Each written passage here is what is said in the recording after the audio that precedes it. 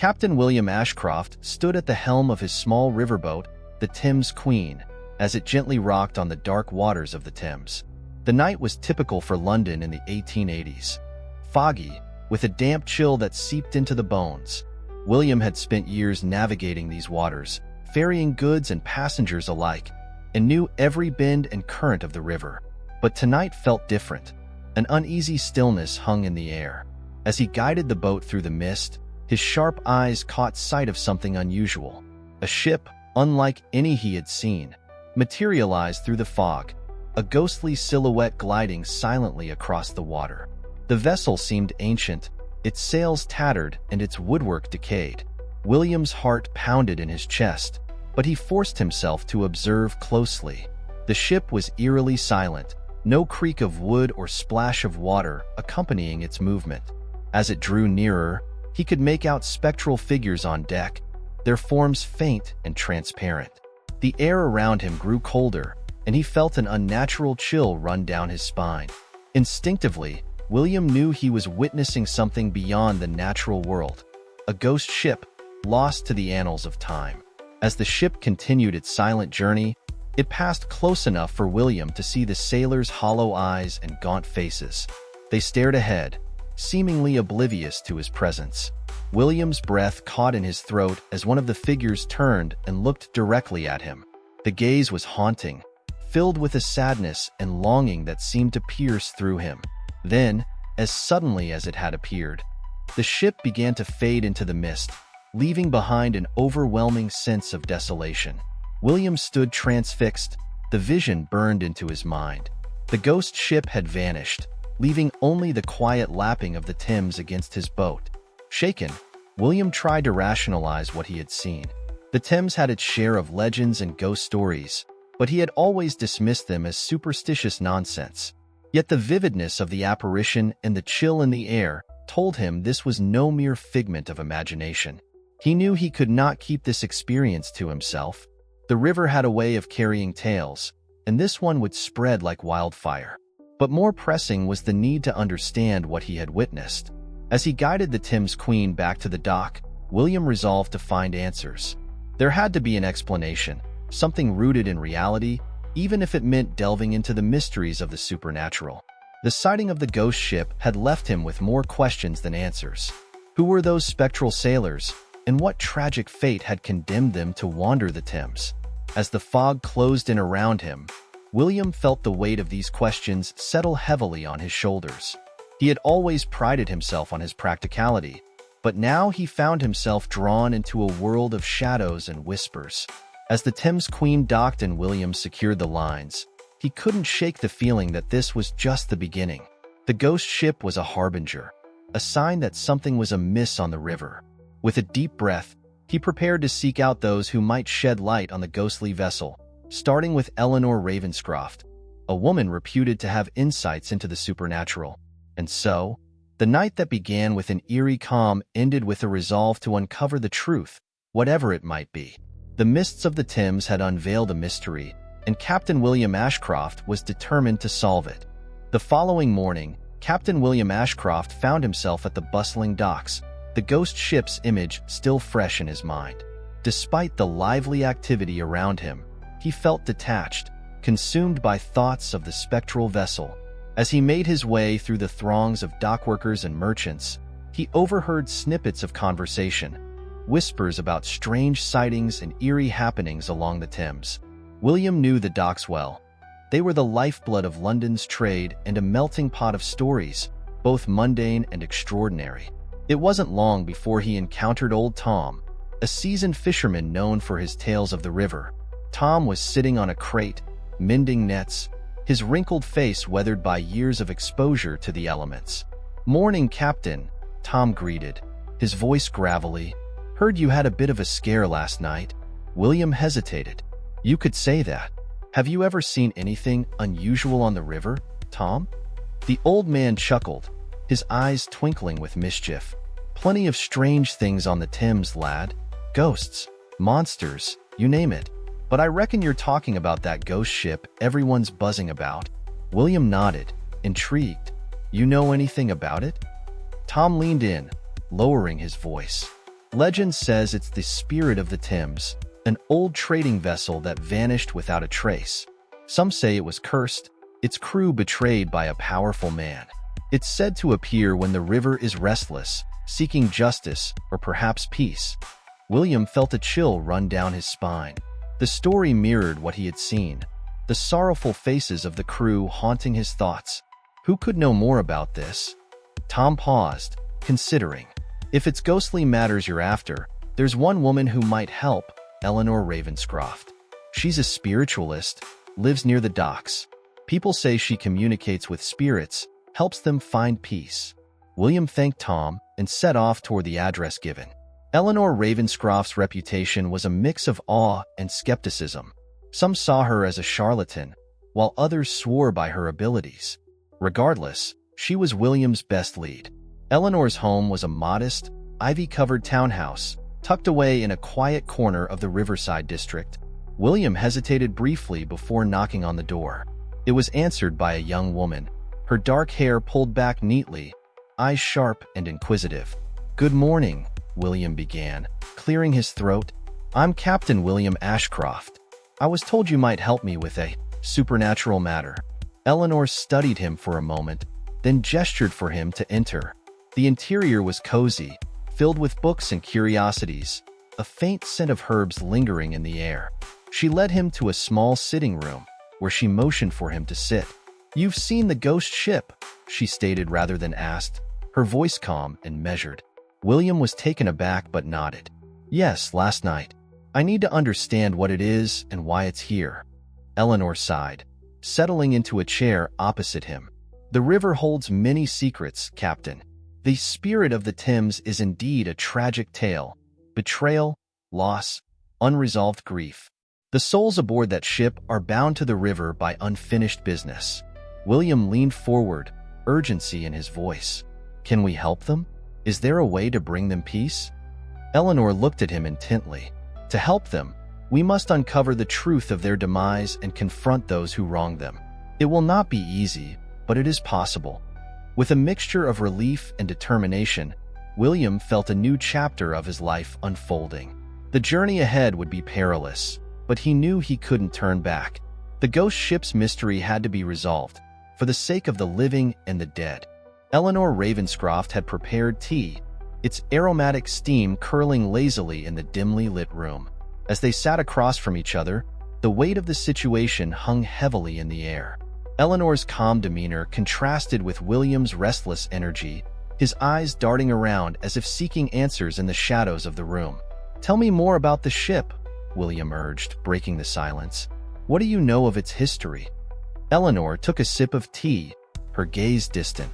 The spirit of the Thames was a trading vessel, once a common sight on these waters. It was captained by a man named Edward Blake, known for his fairness and loyalty to his crew. But the ship vanished mysteriously over 40 years ago. Some say it was cursed, others whisper of treachery. She paused, setting down her cup. The ship's disappearance was never fully explained. There were rumors of a conspiracy, powerful merchants and noblemen who wanted to seize its valuable cargo. They may have orchestrated the ship's downfall, ensuring that no one would survive to tell the tale. William felt a knot tighten in his stomach. And now the spirits are back, seeking justice or revenge? Perhaps, Eleanor replied thoughtfully. Spirits often linger when they have unfinished business, unresolved grievances. They seek closure, sometimes peace, sometimes retribution. Determined to help, William suggested they research the ship's records. Eleanor agreed, proposing a visit to the Maritime Archive, a repository of old shipping logs and records located in the heart of London. The archive, housed in an imposing stone building, was a place William had never visited, despite his many years on the river. The next morning, they arrived at the archive. The interior was filled with the musty scent of old books and the soft rustling of papers. The archivist, a stern-looking man with wire-rimmed glasses, directed them to a section containing records from the late 1800s. As they sifted through the dusty tomes, William and Eleanor pieced together fragments of the ship's story. The spirit of the Thames had indeed been captained by Edward Blake, a respected figure. However, The records hinted at tensions between Blake and a consortium of merchants led by a certain Lord Blackwood, a powerful and influential figure of the time. "What do you think happened?" William asked, glancing up from a faded ledger. Eleanor frowned, tapping a finger on the page. "It seems there were disputes over cargo, valuable goods that Blake was transporting. The merchants might have orchestrated the ship's disappearance to cover up a crime or to take possession of the cargo." They continued their research, uncovering more unsettling details. The ship had been declared lost after a storm, but no bodies were ever recovered. A few cryptic notes suggested that Lord Blackwood and his associates had undue interest in the ship's fate, further arousing their suspicions. As they compiled their findings, a clearer picture emerged. The spirit of the Thames had been the target of a deliberate act, a betrayal that led to the loss of the crew and the ship. The merchant consortium, with Lord Blackwood at the helm, had much to gain from the ship's disappearance. Eleanor looked up, her expression grim. These men must be held accountable, even if it is decades later. The spirits will not rest until the truth is brought to light. William nodded, feeling a sense of purpose. The mystery of the ghost ship was no longer just a spectral curiosity. It was a call to justice. As they left the archive, the knowledge they carried felt like both a burden and a weapon, ready to be wielded in the fight for truth. The revelations from the Maritime Archive left William and Eleanor with a heavy sense of duty. They now had a clearer understanding of the conspiracy that had doomed the spirit of the Thames, but uncovering the full truth and holding the culprits accountable would be another matter. They knew they needed more evidence and allies. Their next stop was the London Library, where they hoped to find newspaper archives or public records that might shed further light on the incident. The library's grand halls and endless shelves created a solemn atmosphere, conducive to their serious task. Eleanor, adept at navigating historical documents, quickly located a section dedicated to late 19th century news. As they pored over the yellowed pages, they found a series of articles detailing the ship's disappearance and the subsequent search efforts. The reports were vague, often dismissing the event as an unfortunate accident.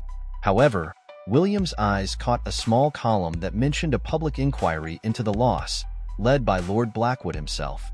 The inquiry concluded that the ship had been lost due to a severe storm, with no survivors. This inquiry, William mused, it was likely a cover-up. Lord Blackwood used his influence to suppress the truth. Eleanor nodded, her brow furrowed in thought. "We need corroboration from someone who might have been close to the incident, someone who could offer a first-hand account or additional details." Their search led them to a retired sailor named Jacob Green, who had served on various ships along the Thames during the same period. Green, now living in a modest cottage on the outskirts of the city, was known for his stories and sharp memory. When William and Eleanor visited him, they found a man still vigorous despite his years, with a keen glint in his eye. Over a pot of tea, Green recounted his knowledge of the spirit of the Thames. He confirmed that the ship had been carrying a valuable cargo and that tensions between Captain Blake and the merchants were well known among the dockworkers. "I remember hearing whispers," Green said, his voice low. "Blake was a stubborn man, but honest. He wouldn't have backed down from threats. Some said he had proof of their dealings, something that could ruin them." Eleanor leaned forward, intrigued. "Did anyone ever see this proof?" Green shook his head. "If they did, they never spoke of it. But there was talk of a journal, something Blake kept. If that journal still exists, it could be the key to everything." Excited by this lead, William and Eleanor thanked Green and returned to the city. The idea of a journal sparked hope. They needed to find it to confirm their suspicions and expose the truth. As they continued their investigation, they also faced increasing resistance. Anonymous threats began arriving at William's dock and Eleanor's home, warning them to cease their inquiries. The messages were clear. Powerful people did not want the past disturbed. Despite the danger, William and Eleanor pressed on, determined to find the journal and bring the conspiracy to light. The tension grew as they realized the scope of their adversaries' influence, extending into the city's upper echelons. Their persistence paid off when they located an old ledger listing the personal effects of Captain Blake that had been auctioned after his presumed death. One item stood out, a locked chest, sold to an antique dealer. The chest, potentially containing Blake's journal, became their next target. As they set out to track down the chest, William and Eleanor knew they were closer than ever to unraveling the mystery. However, they also sensed they were being watched, their every move scrutinized by those who wished to keep the secrets buried. The hunt for Captain Blake's journal led William and Eleanor to an antique shop nestled in a narrow alley off Fleet Street. The shop, cluttered with relics and curiosities from various eras, was run by Mr. Cartwright, an elderly man with a shrewd eye for valuable artifacts. As they entered, the shop bell tinkled softly, and Cartwright looked up from behind a glass counter, adjusting his spectacles. "Good day," he greeted them, his voice raspy. "What can I do for you?" William stepped forward, explaining their interest in a chest once belonging to Captain Edward Blake. Cartwright's eyes narrowed as he listened, a flicker of recognition crossing his face. He gestured for them to follow him to a back room, where he kept older, less sought items. "This chest has been gathering dust for years," Cartwright said, pointing to a weathered wooden trunk. "Most folks find it unremarkable, but I've always thought there might be something interesting inside." Eleanor inspected the chest, noting the ornate lock and intricate carvings. "Do you have the key?" she asked. Cartwright shook his head. "The key was lost long before I acquired it, but you're welcome to open it if you can."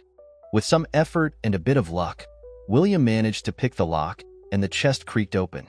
Inside, they found an assortment of personal items, a few letters, a tarnished silver compass, and at the bottom, a leather-bound journal. Eleanor carefully lifted the journal, its cover cracked with age, and opened it to reveal densely written pages. As they skimmed through the entries, it became clear that this was indeed Captain Blake's journal. It detailed his voyages, his thoughts on the crew, and crucially, his growing concerns about the consortium led by Lord Blackwood. The final entries hinted at a plot against him, though Blake had refrained from naming specifics, likely to protect himself. "This is it," Eleanor whispered, her voice tinged with awe. "This journal confirms the betrayal and suggests Blake knew he was in danger." Cartwright, observing their reactions, asked, "What will you do with this information?" William and Eleanor exchanged glances, understanding the gravity of the situation. "We need to make this public," William replied. "The truth must be known." As they prepared to leave, Cartwright suddenly grew serious. "Be careful," he warned. "Men like Blackwood have long memories and longer reach. If they sense a threat, they won't hesitate to act." His words proved prophetic. The following days saw an escalation in threats against William and Eleanor. Anonymous letters, veiled warnings from strangers, and even an attempted break-in at Eleanor's home, all pointed to the growing desperation of their adversaries. The sense of being watched, of an unseen menace lurking in the shadows, became a constant, oppressive presence. Despite the danger, William and Eleanor remained resolute.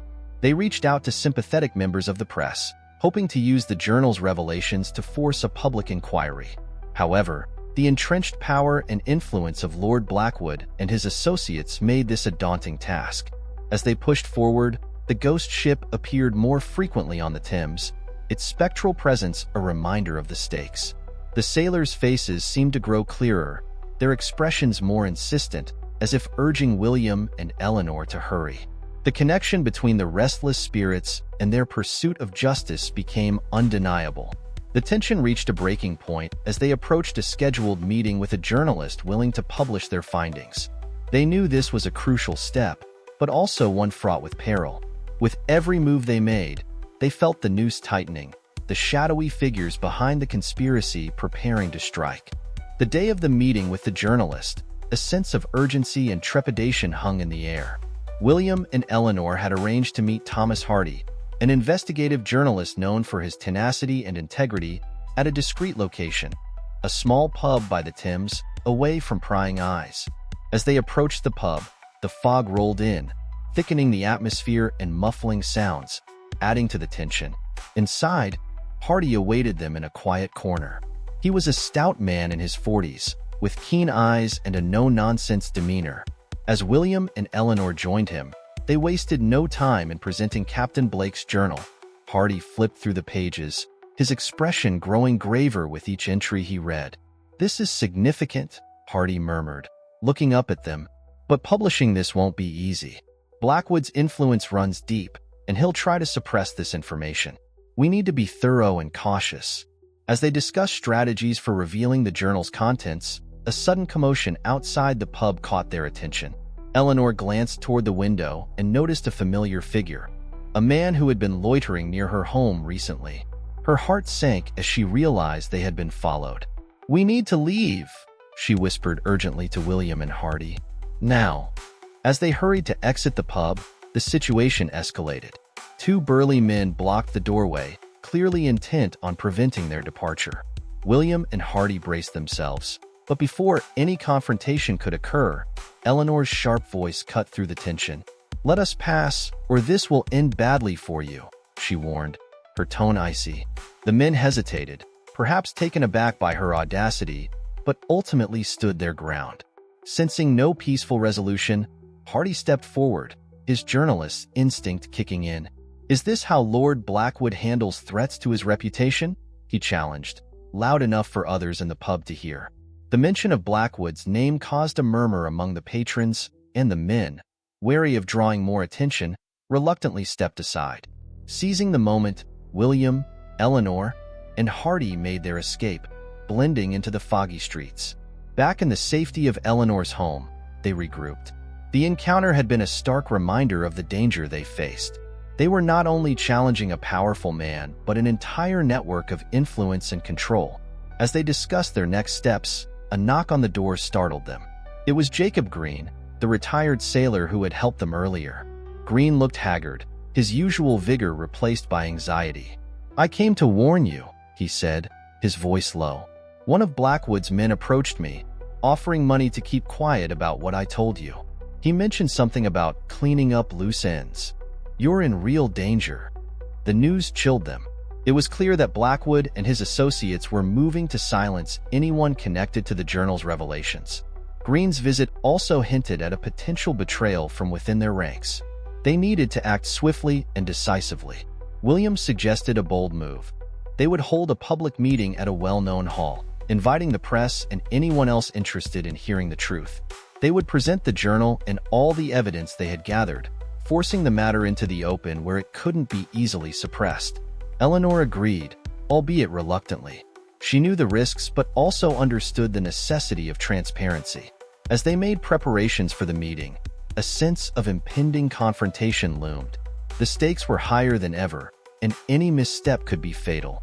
As they finalized their plans, Eleanor couldn't shake the feeling that they were being watched, that even among their allies, there were those who might betray them. The lines between friend and foe blurred as they steeled themselves for the challenge ahead. The day of the public meeting dawned gray and cold, with the ever-present fog rolling in from the Thames. William, Eleanor, and Hardy arrived at the rented hall early to make final preparations. The space was modest but sufficient, with rows of chairs set up facing a small stage. Hardy had ensured that journalists and a few sympathetic public figures were invited, hoping to create enough attention to prevent any foul play. As the hall filled with attendees, a palpable tension filled the air. Whispers of curiosity and skepticism echoed through the room, punctuated by the occasional flash of a camera. William stood at the front, glancing nervously at the growing crowd. Eleanor remained calm, her demeanor steady as she set up a small table with Captain Blake's journal prominently displayed. Hardy took the stage, addressing the audience with a brief introduction. He spoke of the journal's discovery and the need to confront the past to bring justice to the present. His words were measured, but his tone carried an urgency that captivated the listeners. As he finished, he introduced William and Eleanor, who stepped forward to share their findings. William recounted the ghost ship's appearances, the haunting presence of the crew, and the trail of evidence leading to Lord Blackwood and his associates. Eleanor detailed the journal's contents, emphasizing the betrayal and injustice suffered by Captain Blake and his crew. The audience listened in rapt silence, the weight of the revelations settling over them. As they concluded, a murmur spread through the crowd, punctuated by gasps and whispers. The atmosphere was charged, a mix of shock, disbelief, and anger. Just as the tension reached its peak, the doors to the hall burst open, and a group of men entered, led by none other than Lord Blackwood himself. Tall and imposing, With a cold, calculating gaze, Blackwood strode to the front, his presence commanding the room. His entourage, a mix of lawyers and security, flanked him, their expressions grim. "These are grave accusations," Blackwood began, his voice smooth but laced with menace. "And I must insist they be backed by concrete evidence, not ghost stories and hearsay." Eleanor stepped forward, her eyes meeting Blackwood's unflinchingly. "We have the journal, and we have witnesses. The truth will not be silenced." Blackwood's face darkened, but before he could respond, an unexpected event shocked everyone present. The lights in the hall flickered, and a chill swept through the room. The temperature dropped noticeably, and the air felt heavy, as if a storm were brewing indoors. Suddenly, the ghostly figures of the Spirit of the Thames crew materialized on the stage, their forms translucent but distinct. A collective gasp arose from the audience as the spectral sailors stood before them, their faces etched with sorrow and longing. The lead spirit, Captain Blake himself, stepped forward, his eyes locking onto Blackwood. Though silent, the spirit's presence spoke volumes, their appearance a damning testament to the truth of William and Eleanor's story. The room fell into a stunned silence, broken only by the sound of a few people crossing themselves or whispering prayers. Blackwood's composure cracked, a flicker of fear crossing his face. His associates shifted uneasily, clearly unnerved by the supernatural manifestation. In that moment, the evidence was irrefutable. The appearance of the spirits, alongside the documented proof in the journal, left no room for doubt. Blackwood's facade of control crumbled as the weight of his crimes bore down on him. He turned to leave, but Hardy stepped forward, blocking his path. "You're not going anywhere," Hardy declared, his voice ringing with authority. "The police are on their way. Justice will be served." As if on cue, the sound of approaching sirens filled the air, mingling with the murmurs of the crowd. Blackwood's expression hardened, but he knew he was cornered. The hall was filled with witnesses, and the spirits themselves seemed to hold him in place. As the police arrived, Blackwood and his associates were taken into custody, their fate sealed by the very truth they had sought to bury. The spirits, their purpose fulfilled, began to fade, their forms dissolving into the ether. Captain Blake lingered a moment longer, nodding solemnly at William and Eleanor before disappearing. The room erupted in a mix of relief, applause, and sobs. William and Eleanor stood side by side, a sense of closure washing over them. They had faced immense danger, but they had brought justice to the lost souls and exposed a terrible wrong. As the hall emptied, Hardy approached them, a satisfied smile on his face. "Well done," he said, shaking their hands. "You've made history today." Exhausted but relieved, William and Eleanor knew the journey was far from over. The trial and its aftermath would be lengthy, but the most challenging part of their mission was complete. They had shone a light into the darkness, and the truth had prevailed. In the days following the public confrontation, the city buzzed with news of the scandal. Newspapers splashed the story across their front pages, detailing the conspiracy, the ghostly manifestations, and the downfall of Lord Blackwood and his associates. The trial was set to be a landmark case, with public interest at an all-time high. The journal and the witness testimonies, alongside the supernatural events witnessed by many, created a compelling narrative that captivated the public's imagination. For William and Eleanor, the aftermath was a whirlwind of interviews, legal consultations, and public appearances. Despite the chaos, a profound sense of relief and accomplishment settled over them. They had faced the unknown, not only in the form of ghostly apparitions, but also in challenging a powerful and corrupt establishment. Eleanor, in particular, felt a deep satisfaction in having helped the spirits find closure. She had long been an intermediary between the living and the dead, but this case had been particularly significant. The visible presence of Captain Blake and his crew had validated her work and strengthened her resolve to continue aiding those who lingered between worlds. As she sat in her home, sipping tea and reflecting on the recent events, Eleanor received a visit from William. He looked more at ease than he had in weeks, the weight of the mystery no longer bearing down on him. They talked at length about the case, the dangers they had faced, and the unexpected turns their journey had taken. It feels surreal, William mused. To think that a simple sighting on the Thames led to all this. But I'm glad we pursued it. Justice, in whatever form it takes, is always worth seeking. Eleanor nodded in agreement. And sometimes, the most important truths are the hardest to uncover. The spirits of Captain Blake and his crew can finally rest, knowing their story has been told. Their conversation turned to the future. The public's fascination with the case had brought a spotlight on supernatural phenomena, and Eleanor had already received numerous requests for her expertise. However, she felt a need to step back and recharge, to find solace in quieter pursuits before deciding on her next steps.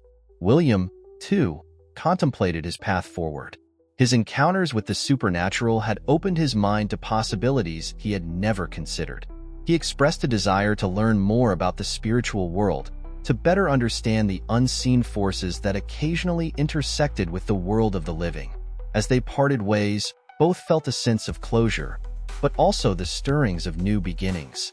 They had been changed by their experiences, bonded by their shared pursuit of truth and justice. The ghost ship's tale had ended, but their stories were far from over. As news of the trial continued to unfold, Lord Blackwood and his associates faced a reckoning. The evidence was overwhelming, and public sentiment had turned decisively against them. The trial proceedings promised to be lengthy and complex, but the outcome seemed inevitable. The revelation of their crimes had shattered their reputations, and justice, though delayed, was finally within reach. Meanwhile, the city of London seemed to breathe easier, as if relieved of a long-held burden. The Thames, once a silent witness to countless secrets, now carried the weight of truth on its waters. The ghost ship was no longer sighted, its purpose fulfilled, and the spirits of its crew had found peace. In the quietude of her home, Eleanor pondered the impact of their actions. The exposure of the conspiracy had not only brought justice but also highlighted the importance of seeking the truth, no matter how deeply it was buried. For William, the experience had been transformative, prompting him to explore new horizons and question long-held beliefs. Their journey had come to an end, but the echoes of their actions would resonate for years to come. As London settled into a new chapter, William and Eleanor looked to the future, their paths intertwined by the mystery of the ghost ship and the truths they had uncovered. With the trial of Lord Blackwood and his associates underway, the city of London buzzed with anticipation and speculation. The courtroom was packed with journalists, spectators, and those eager to witness the fall of such powerful figures. As the proceedings unfolded, the evidence presented was damning. Captain Blake's journal, corroborated by testimonies and the unusual circumstances surrounding the ghost ship's appearances, painted a clear picture of greed and betrayal. The trial's outcome was a foregone conclusion. Blackwood and his co-conspirators were found guilty of orchestrating the destruction of the spirit of the Thames and the subsequent cover-up. Their sentences were harsh, reflecting the severity of their crimes and the public's demand for justice. The verdict brought a sense of closure not only to the families of the lost crew, but also to the city, which had been gripped by the scandal. For William and Eleanor, the conclusion of the trial marked the end of a tumultuous chapter in their lives. The relief was palpable, yet there was also a sense of loss as the adrenaline of the past weeks faded. They had been swept up in a maelstrom of events, driven by a shared purpose, and now they faced the calm after the storm. William returned to his work on the Thames, but he was a changed man. The mysteries he had encountered left him with a profound respect for the unseen forces that occasionally touched the world. He became more reflective, often contemplating the stories and lives that the river carried with it. The experience had deepened his connection to the Thames, making him not just a ferryman but a guardian of its secrets. Eleanor, meanwhile, found herself at a crossroads. The case had brought her a level of notoriety and respect that she had never sought but now had to navigate. Offers for her services poured in, from seances to lectures on the supernatural. She chose to take a brief respite, retreating to the countryside to recover and reflect. The peaceful surroundings gave her time to consider her future, and she decided to continue her work, albeit with a more careful and considered approach. One quiet evening, as Eleanor prepared to leave for her countryside retreat, a knock on her door heralded an unexpected visitor. It was a young woman, anxious and pale, clutching a letter in her hands. The letter was from a distant relative, detailing a haunting in a small village near the coast, a place where spirits were said to roam the cliffs, wailing in the night. Eleanor read the letter with a sense of familiarity and resolve. She knew that her work was far from over, that the world was filled with stories yet to be told and spirits still seeking peace. She assured the young woman that she would visit the village after her retreat, sensing that this was her calling, to bridge the gap between the living and the dead, to uncover the hidden truths of the past. As she packed for her journey, Eleanor felt a renewed sense of purpose. The case of the ghost ship had been a harrowing experience, but it had also solidified her role as a mediator between worlds. She wrote a letter to William, thanking him for his partnership and expressing hope that their paths would cross again. The story of the spirit of the Thames had come to a close, but it was clear that many other tales awaited. For William and Eleanor, the future held the promise of new adventures and discoveries. They had been tested and had emerged stronger, bound by a shared quest for truth and justice. As Eleanor left her home, she looked out over the city of London, its skyline a blend of old and new, shadowed and illuminated. The Thames flowed steadily below, carrying memories of past and present, a silent witness to the city's endless stories. With a final glance at the river, Eleanor set off, ready to embrace whatever mysteries awaited her. The journey was just beginning. If you're eager to explore more mysteries and adventures beyond our own world, click on the video appearing on your screen now. Dive into another thrilling sci-fi story from our Sci-Fi Story Vault and continue your voyage into the unknown. Don't forget to subscribe for more tales from the cosmos. The universe is vast, and its stories are waiting for you.